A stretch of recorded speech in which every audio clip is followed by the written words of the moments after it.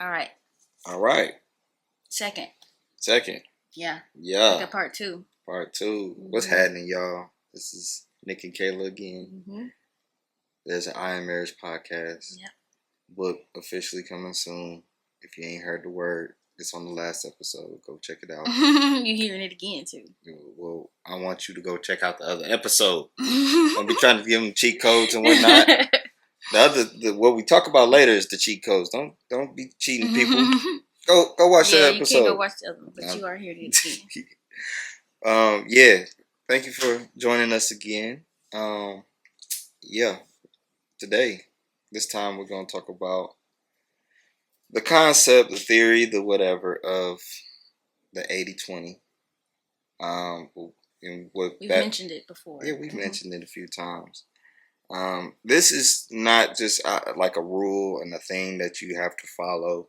This is just more so the idea is if you have something good, and more so if you have something that is blessed and hopefully ordained, then please use whatever you think is very good for you and be happy with that. Steward over it. Steward over it. Be willing to change for it. Be willing to see the blessings. Go beyond what you see. I forgot to use that last time. No, seriously, like, we have this culture where, this microwave culture where we believe that if somebody doesn't do it, then somebody else will. And we also we talked about our egos in the last episode, about what we think we can get something out of something when it really doesn't even have to be anything. So I know it sounds like I'm rambling, but with this 80-20, we're basically saying that, matter of fact, let's talk about how we got together. Oh, okay. And because one, we believe that this conversation is going to help people that are currently married, but also help people that are dating, that are interested in being with someone and want to understand, am I making the right decisions to be with someone and to stay with someone?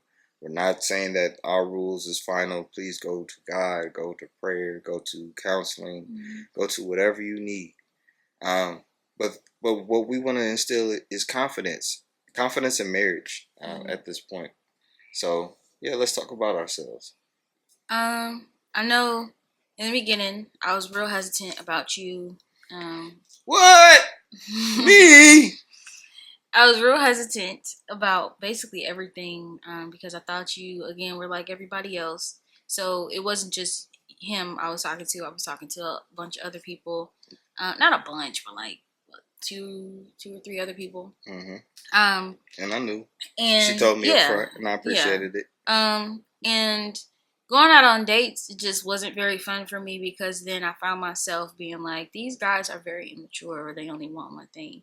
And I found that out very quickly. But then comparing it to going out with him, it was like the 80-20. It was like, in this instance, it was good for me to use it because it's like, this actually is better. He is and was better because the way we went out on dates, the way he courted me, the way he talked, the things that we talked about, it was very different. It felt more like a friendship off the bat versus everybody else. Conversations really didn't make sense. Some of them were very immature. Some of them you could tell right off rip wanted one thing, that was sex. And it was just, some of them lied off rip. It was, like you caught right in the lie. So using, kind of not even realizing that I used that rule, but mentally it was like, okay, they aren't what I'm looking for, so I'm gonna go this way. Glad you did. Yes, I'm very glad I did. I'm glad you did. I was saying it for me. But you're welcome. But no, like, had I guess, put it this way too. Because you were abstinent, let's say, again, my ego was in the forefront and I saw another man willing to give it to me and that's what I wanted, that would have been misusing that rule or like putting it in a different perspective. Like, why would I let go of all of this just because he's absent when all I got to do is just practice it with him. So ooh, we getting in there that deep. that would have been really bad. Like, and then I would have went back and told you like, hey, or you would have found out. Like either way, again, God, these be God's battles. If there's anything going on, anything done in the dark gonna come to the light. He says that because you would have started acting different. Oh, and if you would have acted different, oh, you would have knew. I would have known. You would have knew, or you would have found out somehow, some way. She'd have hit me with. I said, "Hey, so it would have been something. God would have revealed it some kind of way." So at the end of the day, it's like, well, which do I go with? What's worth it? What's worth it? So I felt like no sex, but I get all this other stuff. That was sex worth for it. Now, you know. yeah, but it was like, it was worth it. Oh, I know it was. Sir. For me, I think we talked about this in prior. I got to a point where I didn't want to talk to other people. I realized that in order to be with someone, especially through all the sermons that I was watching about finding a helper, a helpmate, I needed someone that was going to be on the same page as to what I wanted to accomplish in life. I knew that DJing was going to be a part of my life. I knew that I wanted to stay in Indianapolis, live in Indianapolis. I wanted a peaceful home and, potentially have kids. And I just wanted things to be pretty much that simple. And so my approach with dating you was, okay, if she's okay with those things, then I can work with this. We can keep dating and figure out if she's consistent and true and real and actually fun to be around and stuff like that. I asked those questions almost day one. And men are so simple. I think, like I heard, I can't remember what her name was. Women live in this fairy tale mind. And men are just so like, I just want a home, peace, quiet, and this. And if she can give me that, I can work with everything else. Versus women, it's like, he got to have this, he got to have this, and he got to have this, he got to be this, he got to do this. And if he don't, like, we do live in this fairy tale world. Ooh, that's the crazy 80-20. What was it? Also, Mike Todd, he talked about it on Transformation Church in Relationship Goals Reloaded. Rip up your list. Because that list is your ego talking. That list is, all right, God, I'm going to tell you what I want. And he better show up on my doorstep. And if he don't show up with these things, like, but he's not perfect. I'm not. He's I've been gonna there, mess done up. that. Go get that book too. He's gonna mess up. He's gonna do things that, is gonna probably poke a nerve at me. But again, we talk about how in marriage that light shines on you. That nerve needs to be poked because that's something in my heart that is hardened towards God and towards other people. So if he's poking at it, or God is allowing him to poke at it, knowingly or unknowingly, God is like, yep. That's got to change. That's got to change. Let's work on that. Like my impatience, this man is so slow. You were slow sometimes. I can be. You can be. But like my impatience, he's worked on that over the years. And now I'm like, well. Let's put it this way. People work and live at different paces. Yes. But you see, that's a nerve that I no longer... I don't be like, come on. Like, I don't do that. Can we run that one back real quick? People work and live in different paces. Yes. So please, when it comes to dating anyone, have grace on that one. That's a cheat code right there. And taking that profession, because I'm in nursing. You're in insurance. You have to be thorough. You have to take your time and look for the best. I actually have to be fast. Really? I'm in the middle of closing deals fast. The people are coming into the... But you have to do thorough research. Right? I would prefer to ask Okay. a lot of questions and make sure that I'm dotting my That's I's what I would have thought you and were crossing doing. my T's. And I do. I mean, I've gotten more efficient at it. Let me say that. But Usually, if overall, you had the time, oh you yeah, would move a lot slower with that. oh for sure. But Nursing, I'm in sales. I gotta. that's true too. So I guess it's probably not the best example, but No, it is it's still a good example because in nursing, I'm on my feet. I get over 10,000 steps a day. I'm emptying this. I'm doing this. I'm charting this. I'm writing this. I'm giving it. It's gotta move. Gotta move. Gotta move. Ain't no sitting down. So when I bring that energy home, I had to realize that I can't bring that home. Mm. I can't bring that on him.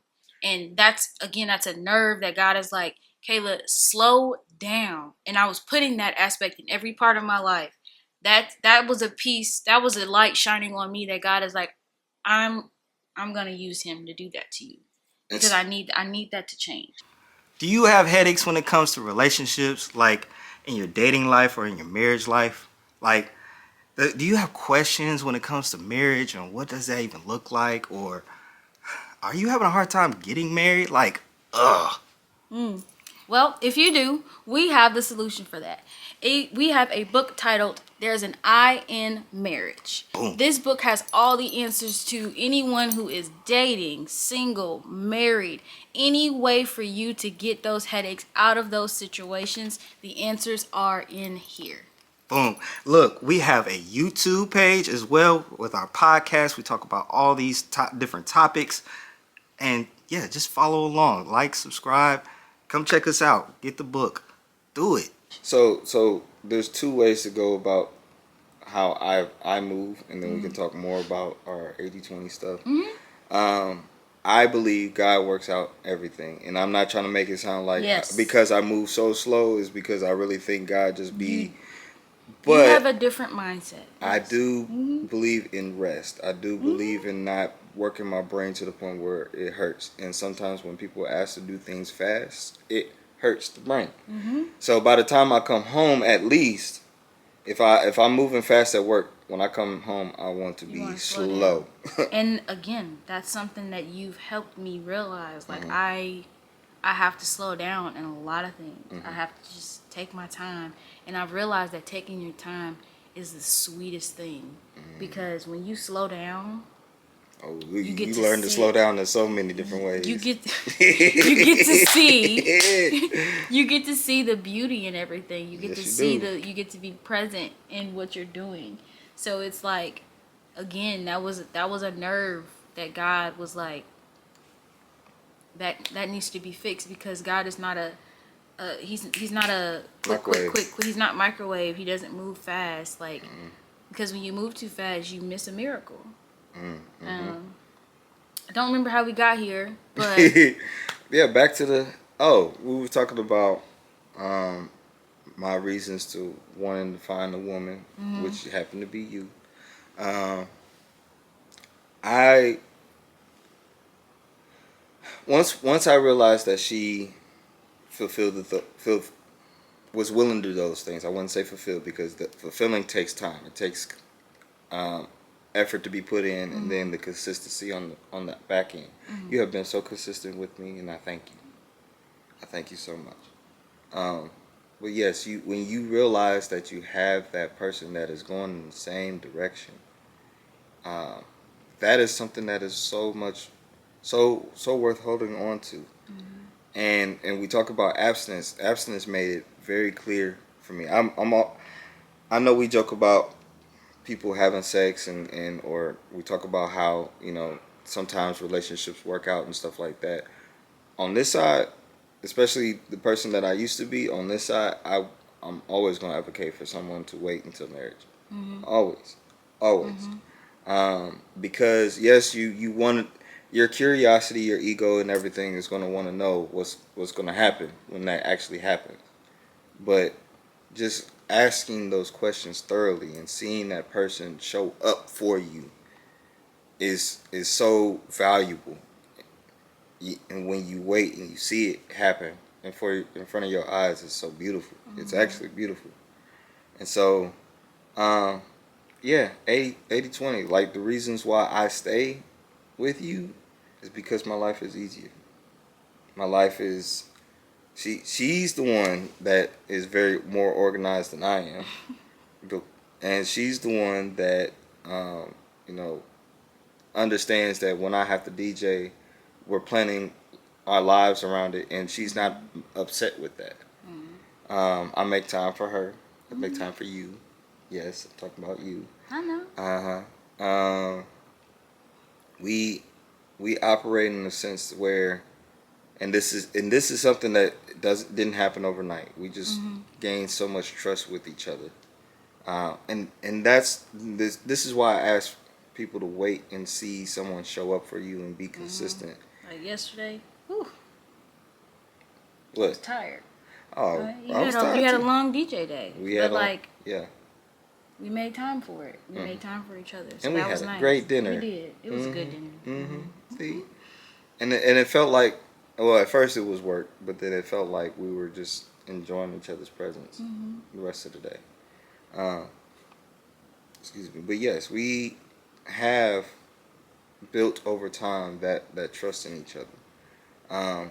And we talk about trust, and we're going to keep talking about trust. We're going to keep talking about dating and things to look forward to. But like that, understand that when you're going to be dating somebody, I know we say this, and everybody has different views on it in dating world, but consistency is definitely key. Consistency is definitely key. You ask your questions, you realize who, and then also show up with your eye. Show up with your truth. Who are you? What have you been through? Who have you dated? Just lay it all out there. Yeah. Lay it all Because out you don't there. want to find out later. You don't want to find out later. I know we say, well, I don't want to scare them away. It's who you are. You won't scare anybody away that's meant to be. That's like, I don't even know what to compare it to. She knows that. I don't know. Like, Well, how about we just talk about ourselves? You know, I did yeah. a whole bunch. Yeah, you told me day one who you've dated, what you've done, how many women you've been with, and all that stuff. But like, it didn't intimidate me because it was like, okay, She ain't know none. I didn't know none of them. It was like, that's well, the biggest part. you know, I mean, the age gap helped. Yeah, it did. But even still, it was like, I'm here now. I came with the truth. I said Yeah. I said it in the message, and I really meant it. Like I wanted to be your friend. And had I found out later, then maybe I would have probably thought differently. But like saying it up front, it just kind of was like, okay, thanks. And that could be a part of her 20 per se, whatever the 20 is. But like, it don't bother you because I don't act that way. You don't act that way at all. Like when people tell me who you used to be, I just be like, okay, well, that's not him now. But even so much so, you've been so consistent in who you are now and who God is creating you to be. Nobody brings it up. It's kind of like when we watched Think Like a Man 2, and when Zeke went out to Vegas, they just kept reminding him of Super who he Freak was, Zeke. who he was. DJ Nick Nasty. Like nobody does that for real. But they don't do it in a perverted way. That's your DJ name. And even if they try, honestly, I show up as the professional. And you don't entertain it. So it's like comparing it to how he was, that he was just kind of like trying to hide it, trying to not say anything. He's trying to run away from it. It's like, why are you trying to run away from it when it's a part of your movie, which we talked about in the book? Like, of course there's parts in the movie that we wish we could delete, like Marvel. Of course there's parts in the movie we like could we wish retcon we stuff. could. We could throw something in the we trash. could throw in some Oh, that movie didn't animation. count. Yeah, like we wish we could. Oh, that's not canon. Yeah, we wish we could do that stuff, but like it's a part of our movie and we just can't delete it at this point. So what story are you trying to create? You trying to create the perfect story, or are you trying to create a true story? So And also, that's always a saying in a good church, that God can bless you with your mess. yeah, so don't hide from it. Let it all out on the table right then and there, so that way there's nothing that's like. And I realized that for myself too when dating you. I was just like, okay, I need to just tell him this. I need to just let this be known. I need to just. You be worried about telling things about your ex and stuff like that. Well, I don't care about. Yeah. I mean, like, respectfully. Yeah. I don't Yeah, care. so it was a lot of things that I was hesitant because I was afraid of him judging me. I was afraid of him leaving me. I was afraid of Judging like, her compared to what I did. That's funny. but it was a lot of things I was just afraid of. But, But because that some didn't come people- from you, that came from my past. And That some people are fear. still like that though, in a weird way. I'm sorry. I You're don't you're mean to call afraid. it- Ooh, you're afraid of your spouse, and not like physically. You're just afraid of. You're afraid of what they might say to you or what they might think about you. Then, and I wonder, is that something that your spouse lacks in, or is that something that you have internalized? Like, they're like that. What I did, I internalized you thinking like, oh, he's gonna see me as the 20 now, and if I do this, or if I tell him this, or if I tell him what I've been thinking, like, and you'll read that in the book as well. Like my mental space was all after we got married. It was all like the devil was trying to suggest so many things in my head. It was like, remember this, remember that, like it's stuff that I forgot about. It was just like, oh my gosh, why am I thinking this? Why am I worried about this? And here I'm over here like, hey, how you doing, babe? Yeah, and then when I finally told you all of this stuff, you were like, "Hey, it's okay." And to hear those words rather than hear, "You liar, you this, you that. Why would you even think that?" It's like it was comforting because that's not what I'm used to. So in my case, I internalized a fear of things that that did not happen. Yeah. That, just Why was I imagination. afraid of you? Why was I afraid of your thoughts of me? Why? And what I found out months later, which is a couple months ago, was that it came from people pleasing. It came from people pleasing, literally. So, if you are afraid of your spouse or afraid of what they'll think of you, figure out where it's coming from. I went through something like that before us getting married, of course. This I felt like people didn't understand me, number one, but then also I got to a point where I was tired of people pleasing. I've had multiple phases of that, but there was a point where it's like, you know what, I'm just gonna be me. And And you have those light bulb moments. Like, COVID definitely helped because I got to understand myself. I got to sit with myself and I like me. yeah, I like me. I like Marvel. I like football. I like nice appliances. I like I like a lot of things, and I'm not scared to say that. And see, the one beautiful thing about life is you'll go through these different phases. I'm saying this for teenagers. I'm saying this for 20-year-olds. 40s. 40s even. You're gonna get to a point where you realize you love yourself so much, and that's the I part that we want to talk about in our, like, you getting to know yourself through the art book. Like, you get to love your I so much that you'll share it with one person eventually, but you're willing to say, this is who I am. I'm showing up like this, and can we work together or not? And you'll realize you have more in common with another person's I as you start to say these things out loud. Like, I'm learning that I have a lot of things in common with people when I start to talk about what I'm going through. Like, it's been like from little things, like when we had ants in the bathroom. Like, I brought it up at work. Another girl was like, "Girl, me too." I did not feel alone. So just little things like that to big things where I'm like, oh, my body's acting weird. Another woman's like, oh, that's happened to me before. When you share your I, and I'm not saying you need to go out to the world and go out to the streets and blurt out your business. That's not what I'm saying. What I'm saying is, You find if those there's people. if there's something bothering you about yourself, talk to a therapist, talk to a good friend, talk to a church member, talk to somebody that you can trust. And whether they have it in common or not, you'll never know if you don't let it out.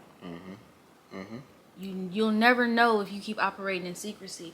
And I've noticed that if there's something bothering me now, I'm letting it out to you, to my therapist, to an elder at church, or even to God. Like, sometimes when I just sit there and be like, Lord, I'm having these thoughts, I'm having these feelings, like, I have to be like, Let it I gotta just say it. I have to say it, because if I sit here and internalize it or try to push it to the back of my mind, it's gonna keep coming forward. Like, I don't know what my brain be doing, but every time I try to push something back, it comes right back. It's your body responding. It's a trigger. You've experienced something, and now you're reminded to the point where you need resolution. That's really what therapy is about. For people that have been on the fence about therapy, you're thinking, oh, somebody might judge me, this and that.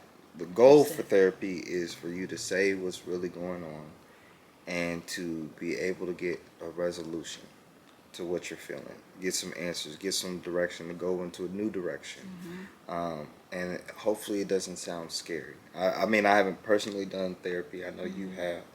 But You gotta lay it out though. Yeah. You have to, because if you go in therapy and so my therapist now, I find it so funny. So when I go to her, we sit down and she'll be like, "How you been?" I'm like, "Well, I've been good." So, and I just go right in, and she's ready. Like she's ready. She's listening. So, but in the beginning, I was just like, "It was good. How was your week?" It was cool. Like, you go into therapy with that kind of heart posture, the therapist will eventually start to ask you questions, and hopefully a good therapist will start to ask you questions and start to, get you to open up a little bit more, or even just sit in silence until you're ready to talk. A good therapist will do those things, and eventually it'll come out. But if you go every single time because somebody told you to, the court made you, whatever the case is, it's like, where are you? When will you accept your eye? Yeah, when will you talk about your eye? When will you accept it? Because I've accepted the fact that I had to realize my grandma was my safe space. And I still wonder sometimes why God took her. Of course, sometimes I miss her, but then I had to realize, like, I probably would have used her as a crutch. I probably would have used her in a sense of, like, You would have told her more things than you would have told me. yeah, or I would have taken her advice, or it would have been something that I would have put her above something that she should have not been above, or I would have delayed certain things because I wanted to do something for her. And it's not that she was making me do it. It was the love. the love for her that I had that was like, okay, you've been with her 24. You've been glued. I say it all the time. You've been glued to her hips since you were little. It's time. And you helped me realize this. It might have been an aspect about her where I'm like, okay, maybe, maybe there was some type of something that would have held me back. It really would have. But yeah, Because like, I'm here for you every day. Yeah, you are. And I mean, I know you love your grandma. And But you are here. You are here, and you give God really is good here. advice, and God is here. So definitely looking at therapy in that way, it's like, when will you accept your eye? When will you look at your eye and be like, you know what? You look in the mirror. When will you look in the mirror and see yourself in Christ? And that's what I had to learn. So it's not just you.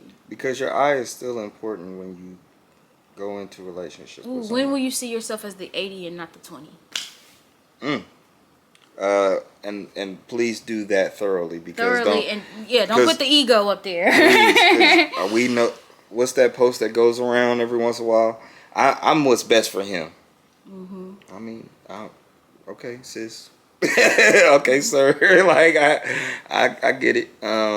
But no, we really are talking about this 80-20 because there's a lot of things that you miss out on when you do things through your ego. There's a lot of things you miss out on when you don't allow yourself to examine where you want to go in life for real. I know we can talk a little bit more about, just people are ghost dating. Just we're dating because we want companionship, but we don't date for the fact that date towards marriage.